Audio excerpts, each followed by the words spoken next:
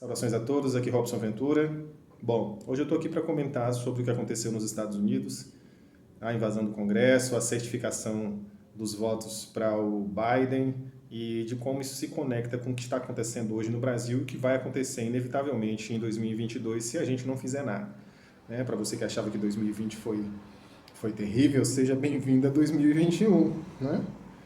Ok. Antes de tudo, eu quero pedir a você que dê o like no nosso vídeo, porque é isso que paga o nosso serviço e é gratuito para você. Basta clicar e dar um like, se inscrever no canal se você gosta do nosso conteúdo, compartilhar as nossas ideias, para que a gente possa construir esse consenso, construir esse debate e trazer alguma transformação real para a nossa sociedade, beleza? Muito obrigado a todos. Bom, a primeira coisa que a gente precisa perceber é como se estrutura a sociedade até as mídias sociais. Tá? A sociedade até as mídias sociais era dominada pelas pessoas que estavam conectadas ao Estado de alguma forma. Pessoas que... Você imagina o seguinte, tem municípios, estados e o governo federal. Todos esses entes federados demandam serviços. Então, quem é que mandava no país? Né? Que está tentando persistir, resistir nesse domínio? São as pessoas que prestavam serviços, são as empresas conectadas, que venciam as licitações nos municípios, nos estados e no governo federal. Essa é a elite no mundo inteiro. Pode prestar atenção para você ver. Em cada país, todas as pessoas, em cada país, nos seus respectivos estados e municípios, a elite daqueles lugares, e aqui no Brasil também é a mesma coisa, são de pessoas vinculadas ao governo, é a corte. São as pessoas que caem das migalhas, que caem das mesas, da mesa do governo central, né?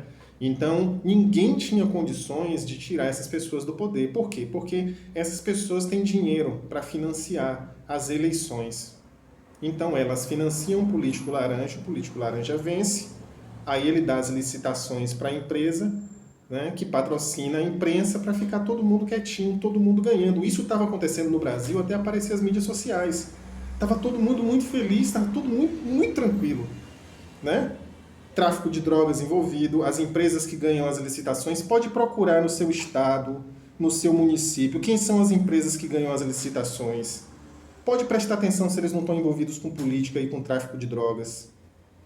Preste atenção para você ver, brasileiro, é preciso que você entenda o seu papel nesse processo todo, porque se a gente arriscar a nossa vida para vir falar essas coisas publicamente, vocês não investigarem, vocês não levantarem as informações e vocês não denunciarem, a gente está entregando a vida de graça. Pesquise quem são as empresas que sempre ganham as licitações na sua cidade, no seu estado. Para você entender como é que funciona, né? Como é que o Poder Judiciário dá subsídio a tudo isso. Não todos, mas uma parte considerável, que tem seus benefícios vinculados a atender a essa classe. Né?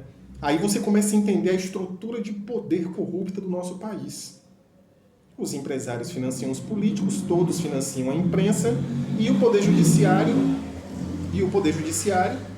passa o pano para quem por um acaso for descoberto. Então, a gente tem um proto-estado, um estado paralelo, onde no Brasil o Supremo Tribunal, o STF, ele comanda, ele dá as ordens, é ele que governa de fato, né? E ao redor do STF se organizam quadrilhas de tráfico de drogas, tráfico de armas, tráfico de pessoas, corrupção de todos os tipos. Você viu agora na CEAGESP? A quadrilha que está ao redor do governador Dória, o que ele quer fazer? Ele queria deixar morrer a CEAGESP. Segundo falou no programa Os Pingos nos Is, o responsável pela CEAGESP agora. Para quê? Para vender o espaço físico, para a gente ganhar dinheiro no setor imobiliário. Olha o nível dessas pessoas. Vocês estão entendendo? É isso que acontece no Brasil. É isso que é a Suprema Corte. A Suprema Corte é o último bastião, é o último reduto dessas pessoas. Por quê? Porque depois das mídias sociais a gente começou a ver o que estava acontecendo. Já não dava mais tempo do cara fazer e continuar escondido. Por quê? Porque uma pessoa descobria lá e botava a boca no mundo e todo mundo ficava sabendo. Já era. Então, a elite mundial, ela está correndo risco de perder essa estrutura de dominação. Esses principados e potestades estão sendo ameaçados pelo acesso à informação e pela liberdade de expressão. Olha o poder que você tem quando você mete a boca no mundo pelo seu Twitter, pelas suas mídias sociais. Você Indivíduo mesmo, não precisa ser um gigante, não, um blogueiro com milhões de... Não, não. Se você alcançar uma pessoa, influenciar uma pessoa, já está fazendo muito. Se você compartilhar um vídeo, já está fazendo muito, porque aquele compartilhamento vai dar acesso mais 2, 3 e vai em progressão geométrica até chegar a todo mundo. Porque chega a todo mundo não pelo poder do indivíduo que faz, mas pela importância do propósito que aquela informação traz. E todos estamos vinculados ao propósito, principalmente ao propósito de sobrevivermos. E isso mediante a liberdade de expressão, né? Ao poder de você poder exercer a sua liberdade principiando, né? Iniciando pela liberdade de expressão. A liberdade, pessoal, é a condição exata na qual se manifesta toda a força de ação e criatividade do indivíduo. Né? E a gente vê isso acontecendo no Brasil hoje. O Brasil se transformou. O povo se organizou para arrancar o PT do poder. A gente vai falar assim, Robson, mas foi o MDB que se organizou. Não, o MDB surfou a onda. Quando percebeu que as mídias sociais já estavam se organizando, eles surfaram a onda, porque sempre aparece um aproveitador. Sempre aparece um aproveitador. Alguém para falar, fui eu fiz isso sozinho. Teve um filósofo aí que falou que eu organizei tudo que aconteceu no Brasil praticamente sozinho e libertei esse país. Eu falei, cara, o que dá na cabeça dessas pessoas? Realmente é muito complicado. Por quê? Porque esse tipo de posicionamento interfere na capacidade de mobilização e de prontidão das pessoas, da população como um todo. A forma como a pessoa se percebe capaz e potente, poderosa para fazer, interfere no que ela vai fazer. Não é óbvio para você? Se a pessoa acredita que tem um que é responsável pela ação e por tudo que vai acontecer, ela fica no canto dela e espera aquela pessoa fazer. Mas se ela se percebe e alguém chega para ela e fala assim, não, eu não sou o mito não, o mito é você que me colocou aqui. Mas eu tenho milhões de seguidores, mas eu não sou nada. Quem foram vocês que se uniram para me colocar nessa posição. Aí essas pessoas vão perceber o seguinte, peraí, eu não posso então vacilar nem um minuto, porque se eu vacilar um minuto, as pessoas que dominavam o país e que estão tentando, sabe, aquele vampiro que você está arrastando assim, está com o dente grudado na vítima, são essas pessoas. São criminosos, são todos do STF, estão todos envolvidos.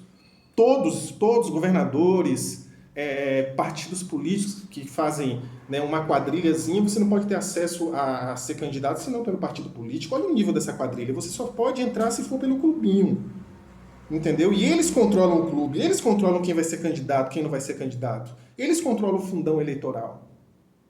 Né? O fundão eleitoral que funciona para corromper pessoas miseráveis. Olha o nível dessas pessoas. Elas querem um fundo eleitoral, por quê? Porque na eleição elas vão sair corrompendo as pessoas pelos votos delas.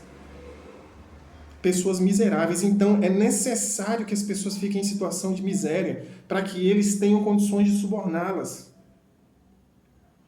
Olha o nível dessas pessoas. Esse é o nível das pessoas que a gente está lidando. Então o que aconteceu ontem nos Estados Unidos vai acontecer aqui no Brasil. Porque a gente viu indícios de fraude, né? E aí eles já preparam um caminho falando, teórico da conspiração. Não, existem indícios claríssimos de fraude. Na eleição de Bolsonaro, o Bolsonaro venceu no primeiro turno, rapaz. Aí parou a apuração. Vocês lembram que parou a apuração? Por quê? Porque eles não iam conseguir manter a fraude se a população toda fosse contra. A força do povo é muito grande. Então, o que eles calcularam, penso eu? Eles postergaram para o segundo turno na tentativa de fazer, através da mídia tradicional, né, a derrubada de Bolsonaro, ou seja, transformar Bolsonaro num monstro, para que a fraude no segundo turno se justificasse. Uma fraude não se justifica se não há um consenso público em torno daquilo. Então a mídia fazia o papel de manutenção do poder. É por isso que muita gente não entende a arrogância, a pedância dessas pessoas. Porque elas controlavam quem ia para o poder, quem ficava e quem era expulso. É isso que está acontecendo no Brasil hoje. E é isso que vai acontecer aqui. E essa eleição para prefeito agora foi só um teste. Porque houve fraude sim, rapaz. Característica clássica de ataque overflow. Ataque por inundamento, vamos dizer assim. Né? O sistema trava. Como que o sistema do STF, do STE, travou transferindo arquivo de texto, rapaz? Aquilo ali tem condições de transferir terabytes. Como que travou? Travou porque houve um ataque. O ataque foi divulgado, o que aconteceu. O ataque aconteceu, veio de tais países, Portugal, não sei, outro país lá e tal. Aconteceu o ataque. E ninguém se dá conta do que está acontecendo. De que vai acontecer aqui. Aqui em São Paulo, eu duvido que o Covas foi eleito, eu duvido. Isso foi só um teste para ver como a população reagia, para ver a capacidade dos deputados, dos aliados do presidente Bolsonaro de reagir. E cadê os deputados? A gente entra em contato com os caras e fala, rapaz, busque auxílio técnico para demonstrar que esse ataque é um indício, esse ataque que já foi comprovado, é um indício claro de um ataque overflow, e isso pode interferir na transferência dos dados. Mas os caras se acham os espertos, né? Olham e falam assim, não, mas quem é esse cara? Eu não vou ouvir esse cara. Por quê? O cara não ouça a mim, ouça o que eu tô falando, cara. Não importa quem sou eu. Importa o que eu tô falando. Se tem sentido, se vai trazer proveito, escute. Porque senão, rapaz, a sensação vai ser terrível. E é essa sensação que você está sentindo agora, assistindo o que aconteceu nos Estados Unidos, vendo o Biden ser efetivado, vendo os dois senadores no meu processo. É rir para não chorar um negócio desse. Os senadores da Geórgia, os caras estavam na frente, republicanos. Aí parou a apuração porque travou as máquinas de novo. E ninguém no governo dos Estados Unidos fez nada? Será que o governo dos Estados Unidos não percebe que essa falha, né, e essa desconfiança das pessoas acaba com a democracia definitivamente? Porque o papel do Estado, da estrutura estatal, é representar os anseios da população, impedir a barbárie. Olha a história, eu posso até fazer um vídeo sobre isso depois, da constituição do Estado, da evolução dos caçadores-coletores, como se transformaram em nômades, e a necessidade de se criar uma milícia, e a partir dali uma construção estatal que foi se sedimentando, né? Porque quando você não tem uma estrutura estatal, o que resta é a barbárie. E isso não sou eu que estou incitando, isso não é um discurso de ódio da direita, não. Isso é a reação das pessoas, porque quando a massa de gente se vê injustiçada sem alguém para representar, meu velho, aí você vai ver o inferno na terra. Aí, integrantes do Supremo, seus corruptos, que vocês se acham irrespugnáveis, que vocês nunca vão ser alcançados. Uma hora vocês são mortais. Vocês vão ter que prestar conta diante do Criador. Se vocês acham que alguém tem condições ou que alguém está incitando alguma coisa, ou vocês olharam o que aconteceu nos Estados Unidos e presumiram, olha, isso aqui pode acontecer no Brasil e estão com medo, vocês podem ter certeza e ter muito medo porque vai acontecer aqui no Brasil também. Mas não é porque alguém está fazendo isso, não. É porque isso é uma reação das pessoas, uma reação natural. Olha as revoluções que terminaram em barbárie em cada país, em cada momento da história do mundo. E olha se antes disso não houve uma alienação total das estruturas do Estado no sentido de atender as demandas da população. Mas agora vocês acham que, né, vamos preparar o caminho para não acontecer aqui no Brasil. Vamos chamá-los de extremistas, de que estão divulgando fake news e tudo mais. Vocês são mentirosos, vocês são criminosos, envolvidos com traficante, libertando gente de Gilmar Mendes solta gente que só de estar vinculado com Gilmar Mendes você já sabe que é corrupto. Vocês acham que a gente não está vendo? Mas vocês sabem que a gente está vendo. O que vocês querem, vocês do STF, junto com essa corja, dessa quadrilha de empresários, de laranjas, políticos, juízes, todos juntos, o que vocês querem é calar a população. Porque vocês sabem que enquanto a gente tiver acesso à informação e a gente tiver direito de falar e liberdade de expressão, liberdade para agir, vocês nunca mais vão poder exercer a corrupção do jeito que vocês faziam. E é isso que vocês querem, mas vocês não vão conseguir. Vocês não vão conseguir. Você pode ter certeza do que eu estou falando para vocês. Tá bom? Bom, o que a gente precisa fazer? A gente precisa ter uma noção clara do movimento autoral.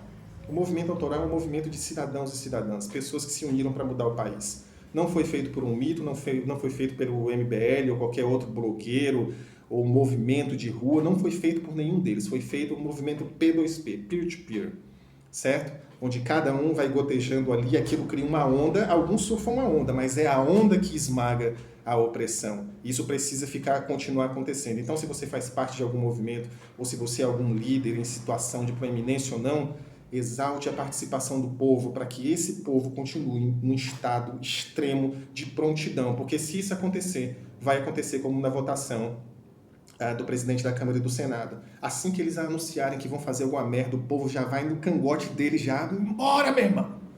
E eles vão ter que retroceder. ou não façam e vejam o povo todo esperando algum líder, algum mito, ou qualquer outra coisa, e eu gosto muito do Bolsonaro, vocês sabem disso, se posicionar para poder fazer alguma coisa, quando na verdade quem tem que fazer é o povo. Bolsonaro, principalmente Bolsonaro, que já se lascou na vida, tomou uma facada no bucho. Ele precisa que você entenda isso. Ele está mandando um recado direto. Gente, olha a votação do PL aí da venda das terras dos estrangeiros. Olha para a eleição do presidente da Câmara e do Senado. Ele está dando as dicas de que quer que você faça. Ele está fazendo o que ele pode fazer, ele vai fazer até onde os limites institucionais permitem, mas além disso ele daria a brecha que os covardes do Supremo querem para orquestrar o impeachment, que já estão organizando agora com o lance da pandemia. A gente está sabendo de tudo, a gente sabe de tudo, irmão. Ou eles são tão ingênuos, tá? Então, se você viu esse vídeo, querido, é você. O presidente é você. A presidente é você, mulher de Deus, homem de Deus. Faça como se fosse você o presidente. A função desse perfil, Gabinete BR1, é justamente mostrar isso para você, que é você que manda, meu irmão. Tome as providências como se a faixa presidencial tivesse no seu peito. É isso que eu queria que você soubesse. Porque se você não fizer isso, em 2022, essa angústia que você está sentindo agora e que o povo americano está sentindo ainda mais, vai estar dentro de você. E eu tenho certeza que você não quer passar por isso. Não é verdade? Ok. Um abraço para todos.